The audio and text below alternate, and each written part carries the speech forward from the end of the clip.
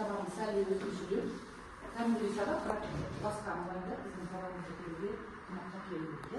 Енді біз көктемнің алғашқы айында бір-бірімізге сабақтың басында көңіл күй сыйлайық. Иә, балаларым. Мен сендерді жақсы көремін. Ал бір-бірімізге сыйлайық көңіл күй. Қалай? Қыздар, жүзімізге күлкі, сәттілік. Дайындалған, бір-бірімізге айтып, не айтамыз? Топтан бір бала. Ал, мырза. Осы сабақта бізге дәле бізге осы сәттілік тілек осы сабақта мен барлық бес ауылға басым келемін. Енді мен сендерге осы сабақтардан бұл сыйлағым. Бұл күнде сендер жай білеміз сыйқы болды, иә? Осы сабақта сендер жоғары баға алады деп мен сенемін. Қыздардан мінекей. Гүлдердің бағаларында осы жерде текшелерді асқанда төмен жаққа түсіріп қоясыңдар, ең төмен жаққа түсіріп қойыңдар. Сосын жоғары көтереміз. Жақсы ма? Бағалар осылай өткізді. Осы бойынша бағаларын таңып баға соңында көрсетесіңдер. Жақсы, рахмет. Енді шолу жасаймыз.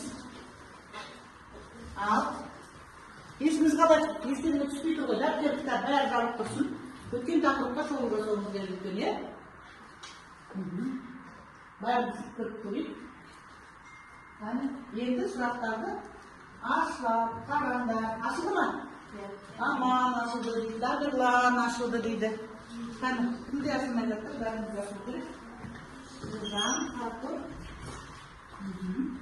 Кімге ашылмады, мен сендерге қағаз жүзінде алдарына ұсынамын.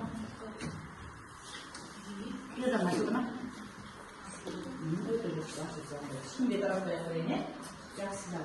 Сұраққа жауап берейік. Бас айналған 5 сұрақ бұл жерде. 5 сұраққа тағы да аймақтардың арасына символ енгізу бар ма ішінде? Ол қандай әдіс екенін өздері басып қалыңдар. Әркім өзі басады. Мұхтардан Ерлан толық жауап берді, Айғындырға тез беріп алды, Нұрислам толық жауап берді. Қатима аяқтаймыз, енді әлі сұрақ бар. Алтынай толық жауап беріп жатыр. Текшелеріңде балл деңгейді көтеріңдер. Не деп жазыңыз? Нұр деп жазың ба? Жарай, іштен кетпейді. Нұр бола берсін, Нұр қалып көрсін. Іштен кетпейді, Нұр бала жауап берді бұнда. Иә? Жақсы, қайталауын, қазір практика басында есіп аласыңдар. Қалай қалбағын менде? Ашылды? Шатасып тұрған шығарсың, жарап тұр. Ойланып жауап бер. Бәрі дұрыс алыңдар. Өзің шатасып тұрған шығарсың, ама? Қарашы, қайсың? Жіберіп қойдың ғой, ме? Жақсы. Отпа? Тұр қалды менде. Асылды. Жылдан тұтамыз. Жүк бермей атырмыз, сен көзі бұдырсың. Алаңдама? Алаңдама. Онда ешқандай алаңдамаңда балар. Кім менді тұңы қаты жазып өздерін? Аман сені жүрді дұрыс қабылдамай ме? Негізі аман бәрін деді. Оның соттасында сен ба ғой? Басқасын ашып болған жоқсын ба? Дискриптор бойынша сендер барлығы дұрыс жауап болғанда 2 балл тексеру ойындар еді. Егер бір немесе 2 қате болса, бір ғана жол көтересіңдер, жарай ма? Көтере беріңдер, мен сендердің деңгейлеріңді білемін ғой. Көтере беріңдер балалар. Так, енді көңіліміз тақтада. Келесі.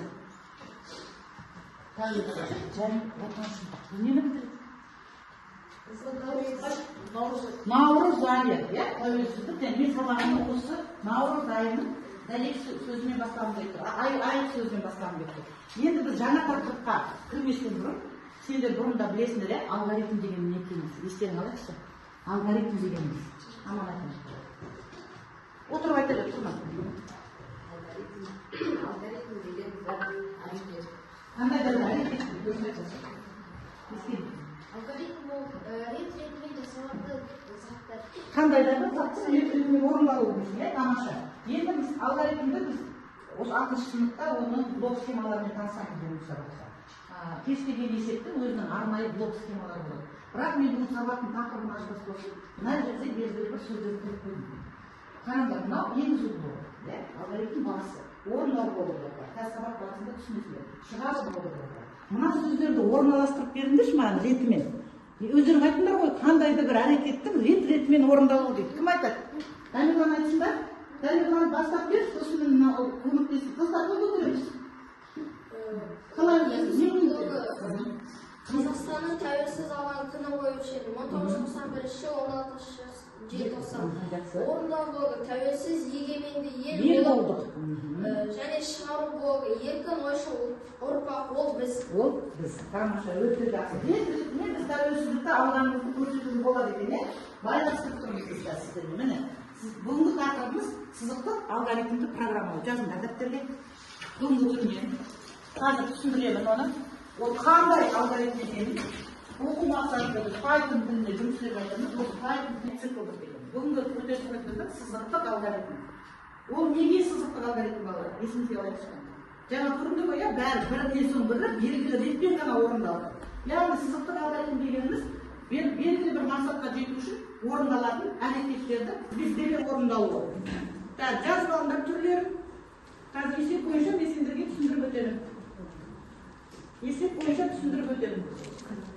Мына жерге қатты көңіл бөлеміз қазір. Өйткені сендердің беретін топтық тапсырмада бұрынғы кезде біз алгоритм жазу түрін төртке бөлетінбіз.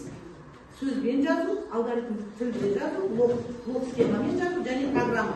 Биылғы жылы сендерді тек қана блокпен жазумен программа түріндегісін түсінесіңдер. Блокқа жазу, қараңдар. Енгізу блогына не енгізді? Айнымалы. А мен бұны енгізді. Орындау блогына не енгізді? Арифметикалық амалды енгізді. Шығару блогына не енгізді? Нәтижені шығарды. Алгоритмді соңымен аяқтады. Тура соның программасы құрылды. Қараңдар. Біз сандық директор қандай функцияны көбейтуге боламыз? Input. Олай болса мен А-ның бұны қалай енгіземін информатика программаға? А тек input, Б тек input. Не істеп жатырмын мен? Екі айнымалыны, мына А-ның бұны енгіздім. С тең А плюс Б, ол әрекетті орындады. Келесі, шығару. Не істейміз? Принттің қызметі не? Принттің қызметі. Нәтижесі шешіраққа шығарады, өте жақсы. Көрдіңдер ма? Блок дене, жаңағы біздің есебіміздің программаның сәйкестігін көрсіңдер ма? Қазір ортаға тапсырма берген кезде шатаспай орындауға тырыссаңыз. Топқа тапсырма. Топқа тапсырма. Жақсы. Бәріміз топ болып орындаймыз. Келесіде жұп болып орындаймыз. Мына қараңдар балалар. Алдыларына берген мысалдың бірін ақылдасып, бірін блок схемада орналастырасың, екінші программа қолын жазасың, үшінші компьютерде керуге тырысасың. Бірін ақылдасып, жақында бір-бірімен топпен жұмыс жасаймыз. Есептің берілген мұқият көңіл аударыңдар. Қате кетіп қалмасын, программа құрған кезде бастаймыз сол. Егер тапсырманы уақытылы үлгерсеңдер, мына жерге жазу керек қоймыз.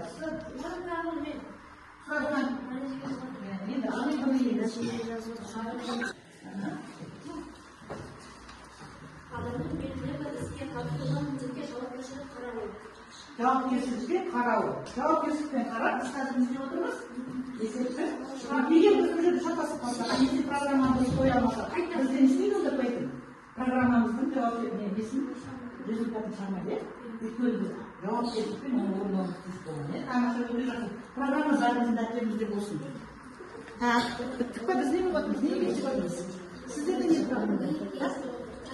Қане, тұра тұр. Нұрислам бірінші жазып ұстаушы еді ғой.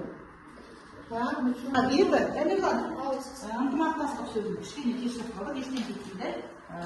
Кішкене өздерін жинақталыңдар, қазір жеке жұмыстар, иә? Жазып алыңдар жауабын. Дәлел сөз, қандай сөз шығып тұрсыздар? Бір мақсатқа жетуге бағытталған бірлескен іс-әрекет. Ол нені білдіреді? Ынтымақтастық. Енді ынтымақтастық болды ма арамызда? Кішкене бір-бірімізді тоспады, қандай есеп берілгеніне мән бермеді, иә, кішкене. Сондықтан кішкене ынтымақтастықпен жұмыс жасайық, иә? Жақсы. Енді балдарымыз көтерілді, сендер нешеге көтересіздер? Сәл кешіп қалғандықтан 2 балға көтерілді. Енді мен қалай жалпы программаны жүргізетін жолы білмейді. Бұл схеманың қызметін білмейді, мен жеке әрқайсысын деңгейін көтеремін. Әрқайсына жеке тапсырма. Қаратып жүрмін исламда. Жеке тапсырмада, қазір мен көрсетемін, мен дискрипторым қаратып жүр. Бәріне жеке тапсырма. Әрқайсысын жеке ноутбукта қызмет жасайды, жұмыс істейсіңдер. Қараңдар. Дискрипторына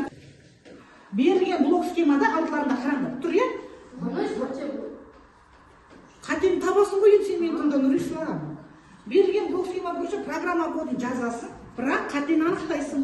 Иә, компьютерде орындайсың. Білмеген қатені анықтайсың. Содан кейін осы жеке тапсырмада 3 балға ие боласың. Қатені анықтаңдар. Ол жерде ол осылай жазылады, Осыған жазамыз ғой. программа орнында дұрыстан. Осыған жазамыз ғой. Осыған осы параққа жазасыңдар. Төре фамилия, бірінші компьютер орындап алып, сосын компьютерге еңіз. Қатесін табуың керек қой. Тамам. Қатені табыңыз. Егер сенде блок тұрса, сен мына программасын құрасың. Құр. А, Б, С, Д, Н, Нұрислам компьютер орындасың. Программа компьютер орындасыңдар. Biz bәрін енді көреміз, өйткені бізді сынап ерекшелесі олар. Ана жерде компьютер. Қажет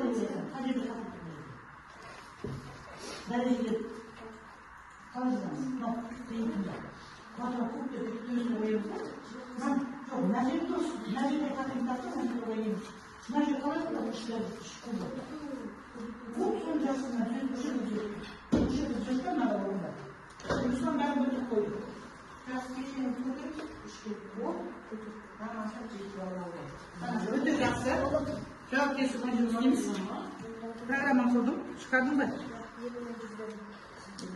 Дәптірге жазамыз. Так, оны жетеді, X-ті шығардым. Амен бұны енгізім. Тамаша, өте жақсы. Қатеші, нәтижеде зет тұр. Бірақ бізге келер қайсы? Тамаша, енгіз. Kullanırlar. Biz de yine birkaç savcımız olanlar arasında ortaya doğru oluyor. Tamam. Anlasın özümüz. Bir şey mi bahsediyor? Bir kaydı var. Şimdi bir şey mi var? Bir kaydı var. Biz de yeni çok aydınlandı. Fatıma'da 4 aydınlandı. Fatıma'da 4 aydınlandı. Bir sonu Fatıma'nın zenginliğine bayransız o da zengin taksırmalar bağlı. Zengin taksırmalar. Şuna cevabı. Asıkmalar. Özüm yazasın. Bir boy sandı. Yıkı. İş aydınlandı. Çıksan.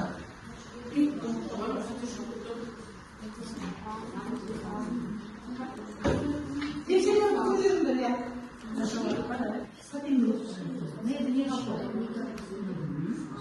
Vallahi böyle bir konu düşürüp dediğimiz o kadar. Kaygılar dedikçe. Bugün biz yeni girdik. Algoritmde onun türleri.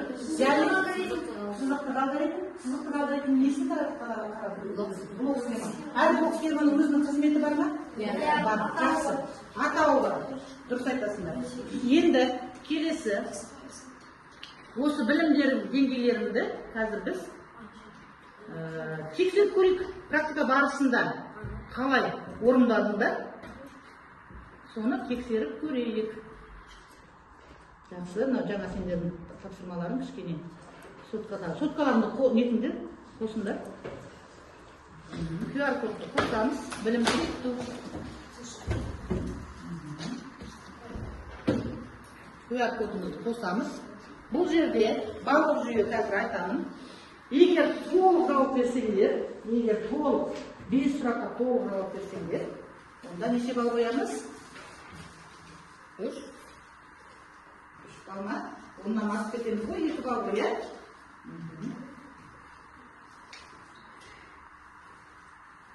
Al, бастаймыз. Мына жерде не шығады? Аның орнына 2 қоясың, бұның орнына 7 қоясың. 2-ге 7 қосқан неше? Я солай есептейсің ба, мына жерде дұрыс вариантын қоясың. Енді ер тарafта. Аның орнына енді минуспен шығу керек таңба, наверное. Ойлан, иә?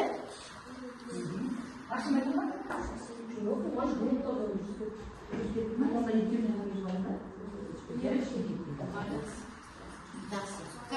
болып та мен қарап тексеремін. Фатима, бұл балдар аласыз. Сенен сұрап тұр. Антықат есінде жауған. Осынша жауап. Енді сендердің анда гүлдерінің артында бір нақты сөз жазып тұрғандаршы. Бүгін сендерге мен гүлді берген мақсат не еді? Сендер рет-ретімен тапсырмаларды орындап, жоғары дәреже балл алуға бөлімдер, енді артында бір кім айтып патриотизм, ата-аналарды құрметтеу. Бүгінгі сабақпен байланыстырыңдаршы. Қалай құрметтеуіміз керек сонда біз ата-аналарымызды? Білім алып. Бүгінгі тақырыбымызда қалай ұлттығандар ретінде? Әлі кетсерім, рет-ретімен орындап жатыр. Яғни біз ата-ананы құрметтеу үшін кәні ойымыз отасындайсың өзі. Айтшы, сен өзіңді. Бүгінгі сабақпен байланыстырып көр жаңағы нақты сөз балалардың ұсынуы. Biz özümüzün, elimizin patriotunu sonuçtan biz özümüzün elimizge faydalı zatlarını köprek akılı gerektir. Қазіргі заманда IT саласы дамып жатыр. Сондықтан біз қалмау керекпіз. Сабақпен байланыстырып көрейік. Ата-ананың құрметі әрекеттерін білайықшы. Тұрып жатады. Қыздар, сіз қосылыңдар. Biz бірінші сабақпен байланыстырып айтайық. Бірінші сабақты жақсы оқу керекпіз. Бірінші әрекет ары қарай еңбектенуіміз керек. Тағы да әрекет жасауымыз керек. Ата-ананы құрметтеу үшін. Ата-ана құрметтеу үшін тәртіп дұрыстап болу керек. Тәртібіміз дұрыс болу керек. Осыған дейді, түсініп отырсыңдар ма мені? Бүгінгі сабақпен байланыстырып кетіп да? Өз білімімізді жиғанымызды, отанымызды өз ойымызды жақсы. Енді қараңдар. Балалар, бері қараңдар. Бұл апта дәйек сөз екенін ұмытпай, дүйсенбі күні бәріне айтылған болатын, аптаның дәйек сөзі. Қалай екен? Патриотизм, ата-аналарды құрметтеу. Неге үш қате жіберіп алдың? Басында қалды ма? Жақсы. Күшелеріңді көтеріңдер ғой, иә? Әлі бізде 4 минут уақыт бар. Енді біз жаңа сабағымызды аяқтамақпыз ғой. Оның ішінде қазір екі бал, тоғыз үшін екі бал. Қателесіп қалсақ, онда не істейміз? Шегереміз. Жақсы. Енді тақтағандаймыз. Бүгінгі сабаққа кішкене өзіміздің алған әсерімізді жазайық. Мен сендерге қазір бір құлақты ашамын. Сендер сол бойынша бірінші құлақты түсіріп алыңдар.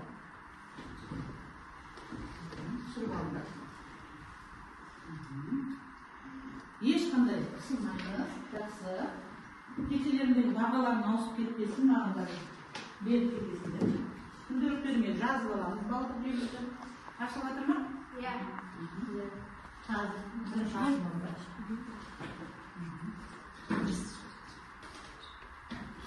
Асықпаймыз şimdi. Бәріміз жауап берейін бе? Ашылды ма? Балдар? Алдыларына қояйын ба?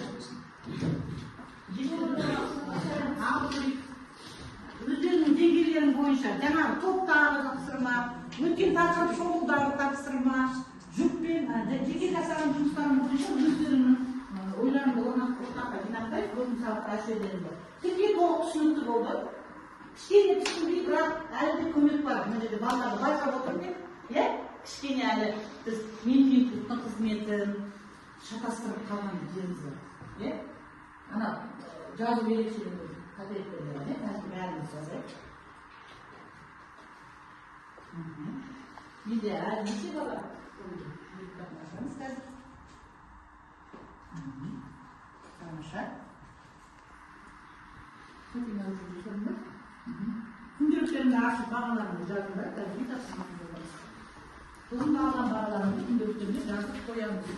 Сіздерді мұғалім ұмытып қалып, сендер мені сұраған деп, ой, бұл деп қалмайық. Иә? Жазып алыңдар. Күнделіктерімді жазып қоямыз. Кешелерімді көрсетсеңіз, 8 бал алып ержан, аман 9 бал бір шатасып қалдым дейді. Бүгінгі күнде жазып, үшін жазымдар алдым. 10 балынан өзіңе бір бал қосып алдың ба? Жақсы, алдым ғой, есімді бізде бар. Біз алдында жақсы ойнағанбыз. Сол жерде балаларға мен балық бонус беріп оламын. Бонустарын қосып алып жатыр. Үйге тапсырма жазамыз. Көрінен ашып сіздерге мен бұның QR-кодын беріп алмайтын, өте жақсы екен. Қазір ашады.